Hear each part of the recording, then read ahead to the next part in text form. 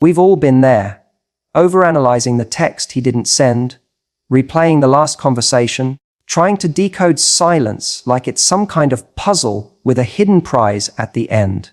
And while we sit there wondering what went wrong, he's out there doing whatever he wants with the confidence of someone who thinks you'll still be there if he changes his mind. But here's the truth. Every time you reach out, wait around, or try to remind him what he lost, you're not making him miss you. You're feeding his ego. Today is not about getting him back. It's about getting you back. Because the real power move isn't proving your worth to him. It's becoming someone he regrets ever losing and making damn sure he only watches your glow up from the sidelines. Let's talk about how to stop feeding his ego and start feeding his regret.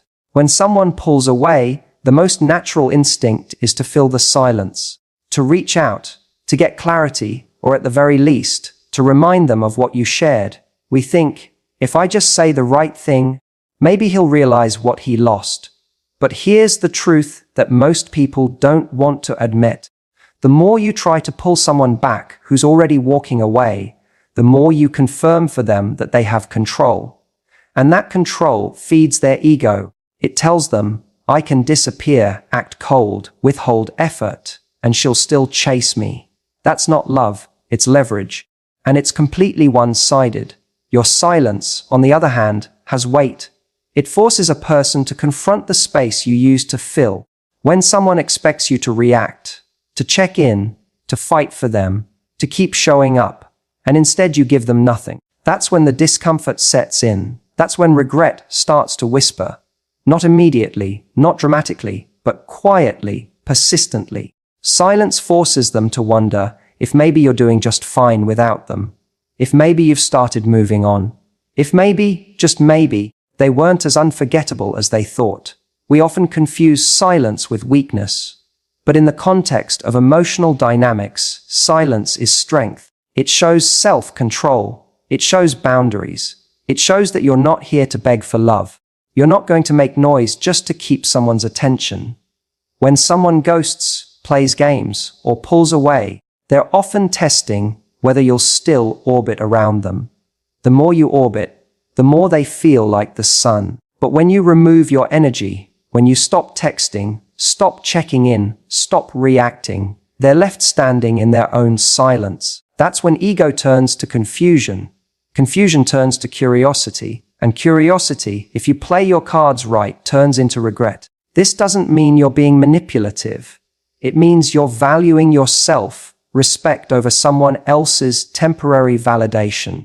You're not punishing them with your silence. You're protecting your peace. There's a difference. One comes from bitterness, the other from boundaries. And boundaries are where real attraction begins. The irony is that when you stop trying to get someone back, that's often when they start coming forward. But here's the shift: by then, you may not even want them anymore. Because in that silence, you grew. You remembered who you are. You stopped trying to prove your worth and started living like someone who already knows it. And that is what feeds regret. Not the angry texts, not the emotional pleas, not the social media posts aimed to spark jealousy. Regret is fed when they realize you're not playing anymore. You're not performing. You're gone quietly, powerfully, fully. So the next time you feel the urge to reach out and remind him how great you were, don't. Let the silence speak. Let your absence do the talking. Because if he didn't appreciate your presence, he damn well deserves to feel your absence. Self-respect isn't loud. It doesn't beg. It doesn't chase. It doesn't try to convince someone to choose it. Self-respect stands tall, even in heartbreak, and says, I know who I am, and if you don't see my value, that's your loss, not mine. It's not about being arrogant or cold. It's about understanding that love isn't about proving yourself. It's about aligning with someone who already sees your worth. And if someone doesn't, the answer isn't to shrink yourself to make them comfortable. It's to walk away with your dignity intact. So many people stay in situations where they're being breadcrumbed, offered just enough attention to keep hoping, but never enough to feel secure. They think, maybe if I'm more patient, more understanding, more low maintenance, he'll finally commit. But that mindset doesn't lead to love, it leads to resentment. Because every time you compromise your needs just to be easier to love, you send the message that your standards are flexible, that your value is negotiable, and guess what? People treat you accordingly. The truth is, self-respect is magnetic. It's attractive because it's rare. In a world where so many people are desperate to be chosen, someone who chooses themselves first stands out. A woman who isn't afraid to walk away when something doesn't feel right instantly becomes more powerful, not because she's playing games, but because she's not willing to play someone else's. She's not going to convince you to stay. She's not going to chase you down to remind you how good she is. She knows. And if you don't, she won't waste her time. There's a massive difference between having feelings for someone and letting those feelings override your self-worth. Love doesn't mean losing yourself. It doesn't mean tolerating poor behavior just because you see potential. Love, real love, should never cost you your dignity. If you find yourself constantly explaining why you deserve better, or hoping they'll one day wake up and treat you differently, you're not in a relationship. You're in a negotiation.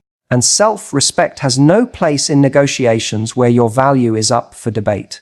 When someone sees that you have standards, and more importantly, that you're willing to enforce them, they behave differently. People will test your boundaries. They'll see how much you'll tolerate. That's not always malicious. Sometimes it's just human nature. But the way you respond sets the tone. If you keep rewarding bad behavior with more effort, attention, and patience, you're teaching them that you'll stick around no matter how little they give. But if you say, "This isn't enough for me, and I won't settle," and you actually mean it, you flip the dynamic. Now they have to meet your standard or lose you. And yes, that might mean losing people who don't want to rise to that level. Let them go. Your self-respect should never be the price of companionship. Because here's what happens when you hold the line. You create space for the right kind of person. Someone who doesn't need to be convinced of your value. Someone who doesn't see your boundaries as a threat, but as a sign of strength. Someone who sees your self-respect and thinks, "That's the kind of person I want by my side." So the next time you're tempted to chase someone who's pulling away, ask yourself, is this about love, or is this about needing validation? Because if someone's attention is the only thing making you feel worthy, that's not love, that's dependency, and nothing about that is sexy. What's sexy is knowing your worth, holding your standard, and walking away from anything that doesn't honor it. That's what feeds regret. That's what makes people look back and think, "Damn, she wasn't just another option. She was the standard."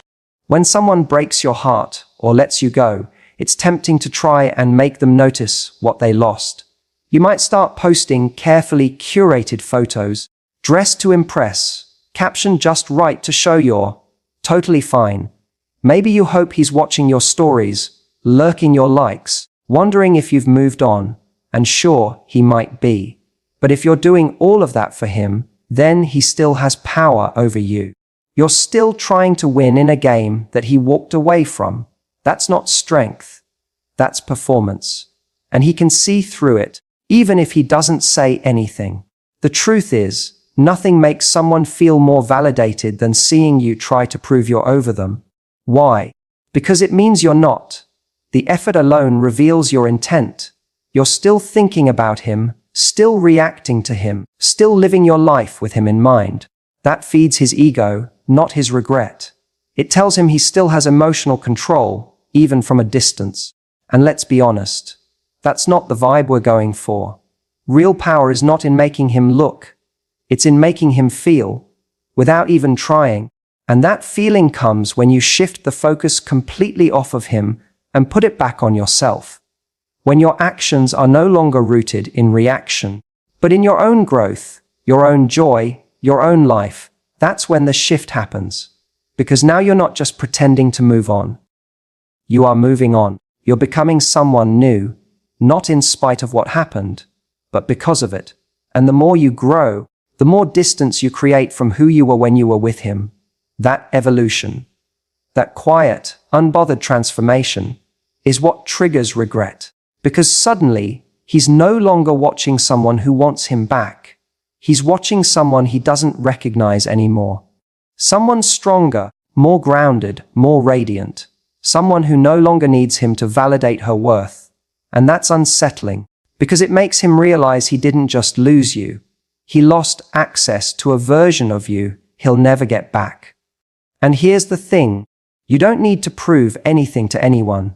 You don't need to flaunt a new relationship, a new outfit, or a new lifestyle just to get a reaction. When you're really over someone, it's not loud, it's not dramatic, it's calm, it's peaceful. It's knowing you've outgrown what you once thought you needed. And that clarity is way more powerful than any revenge glow up designed for Instagram. So go ahead and evolve, but do it for you, not to show him you're okay, not to make him jealous, not to make him regret. Because ironically, that's exactly what will make him regret. When your happiness isn't about proving a point, but about choosing a new path, that's when the reality hits. That's when he realizes you're not looking back, and that you've built something better without him. You don't win by replacing him. You win by replacing the version of yourself who needed someone like him to feel whole. You win by creating a life that reflects your worth, your values, your power. And when he sees that, not through a story you posted, but through the silence and the distance and the complete absence of you chasing him, that's when he feels it. That's when the regret sets in, not because you made him feel it, but because you stopped caring whether he did or not. Not everyone deserves a front row seat in your life, especially someone who treated your love like background noise. When someone had access to the most honest, vulnerable, generous parts of you and still took you for granted, the last thing you should offer them is continued access to your energy. But that's what we often do, isn't it? We leave the door cracked open. We stay friends, we keep responding. We let them linger in our world because a part of us is still hoping they'll come back with clarity and changed behavior. We tell ourselves we're being mature or strong by not blocking them. We call it keeping the peace. But what we're really doing is giving them a VIP pass to the life they no longer earn a place in. It's a hard truth.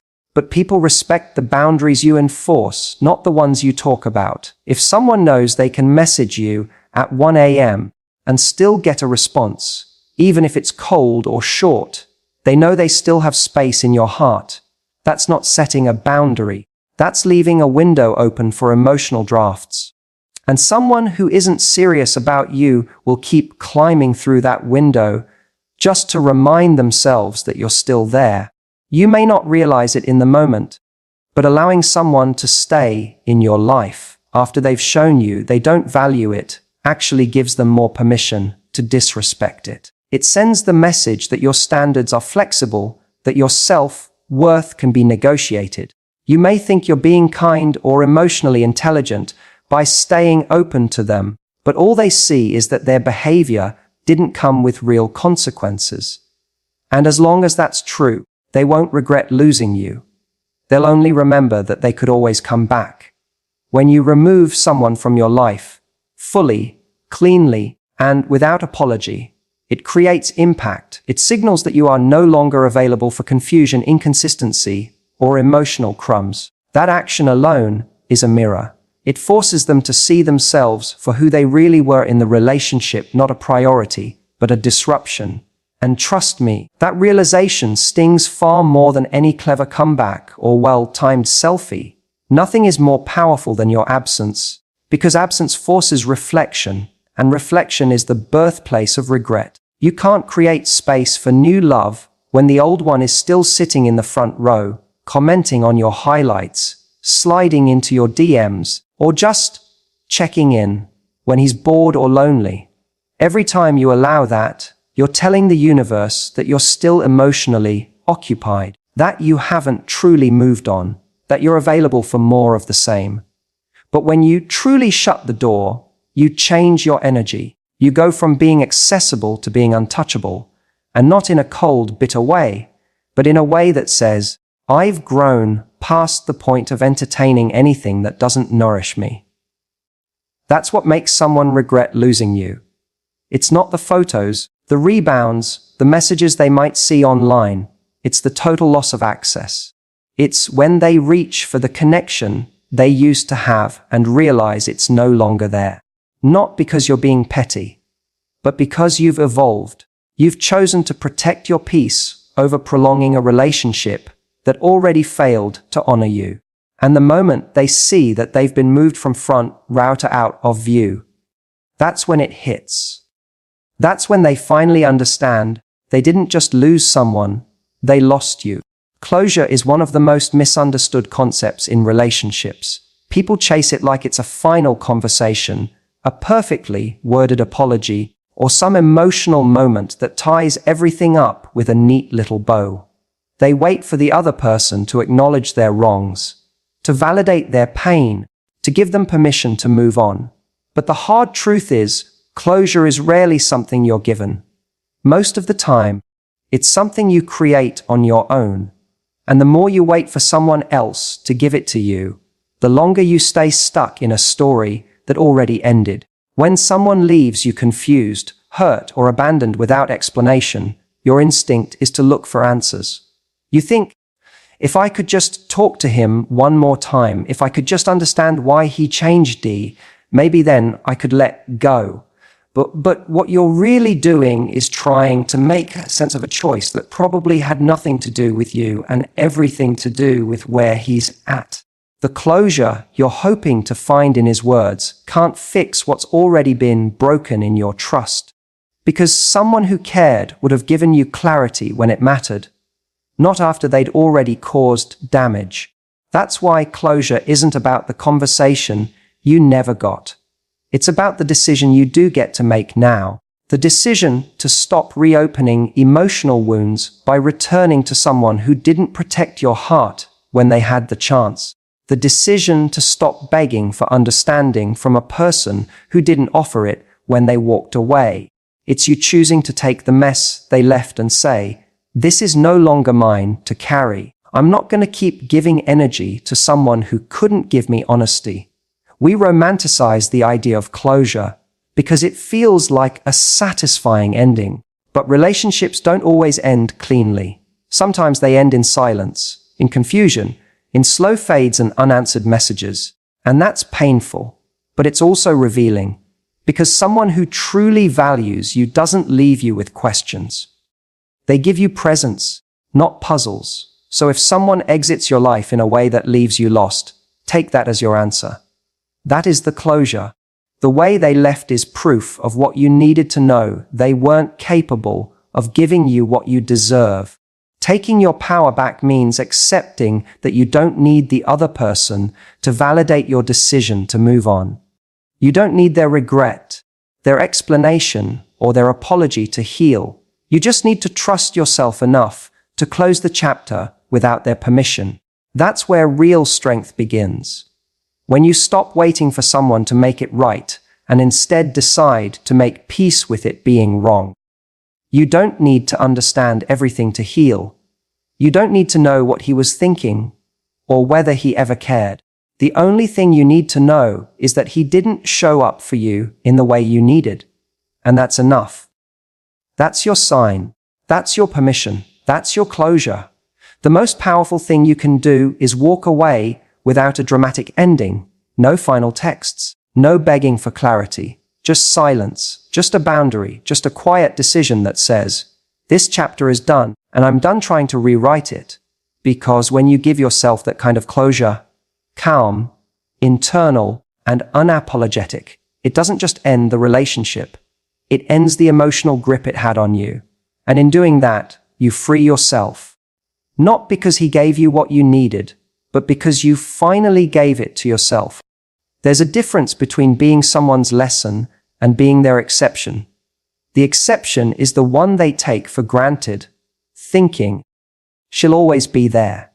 The lesson is the one they remember because she didn't stay when the bare minimum was offered. Being the exception means you tolerated more than you should have, hoping one day he'd change. Being the lesson means you knew your worth, and when he didn't meet it, you walked away and never looked back. That's what sticks with people.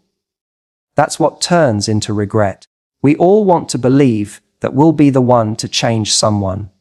That will be the person who finally gets through, the one who inspires him to grow up, commit, and be better. But if you have to become a contortionist to be loved, constantly explaining, justifying, tolerating, then you're not the exception, you're the enabler. And all you're doing is teaching him that someone will still stay, even when he doesn't show up fully. That's not special. That's settling. Being unforgettable doesn't come from sacrificing your standards. It comes from honoring them so fiercely that when someone loses you, they feel it deeply. Not just because they miss you, but because they know they had access to something rare and didn't treat it right. That kind of loss lingers. It creeps in slowly when the texts stop coming, when they check your profile and realize you're no longer watching theirs, when they try to reach out and get no reply. It hits when they meet someone new and she doesn't carry herself like you did. When she tolerates the same things you didn't. When they realize that what they thought was normal in love was actually a privilege they mishandled. You don't become the lesson by punishing someone or trying to make them feel bad. You become the lesson by removing yourself entirely and showing, through your actions, not your words, that you're not interested in being chosen second, third, or only when it's convenient. You become the standard that makes them reassess what they thought they could get away with. And no, they may never say it out loud. Most people won't admit when they regret losing someone good, but it shows in the silence, in the way they linger in your digital shadow, in the way they never truly move on because they know they had something solid and fumbled it. That doesn't mean they didn't care about you. It means they didn't care enough to step up when it mattered. And by walking away without a dramatic exit, without begging, without explaining, you become the one they measure others against. Not because you played hard to get, but because you refused to stay when your needs were ignored. You weren't the easy choice. You were the right one, and he wasn't ready for that. There's a quiet kind of power in being the one who got away, not because you were elusive or unavailable, but because you showed up fully, offered something real, and then left when it wasn't valued. That's what burns. That's what haunts. Not the one who kept coming back, not the one who tried to fix it 100 times, but the one who loved honestly and then let go with grace when it wasn't enough. You don't need revenge, closure, or attention to leave an impact. You just need to know your value, walk in it, and never lower it for someone who doesn't rise to meet it. Let him learn the hard way that not every woman will stick around while he figures himself out. Some women leave, and in doing so, they become the lesson he never forgets. You don't feed his ego with your silence, your self-respect, or your glow up. You feed his regret by reclaiming your peace, choosing yourself, and refusing to settle for crumbs when you were always the whole damn meal. The power isn't in making him look back. The power is in not caring if he ever does. Because this journey isn't about revenge. It's not about playing games. It's about rising, quietly, confidently, and completely, without needing permission, validation, or apology. You don't need to be the one he comes back to. Be the one he never gets over. Be the lesson that taught him he should have done better. And more than anything, be the woman who, no matter how it ended, walked away with her head high, her heart healing, and her standards intact. That's not heartbreak. That's power.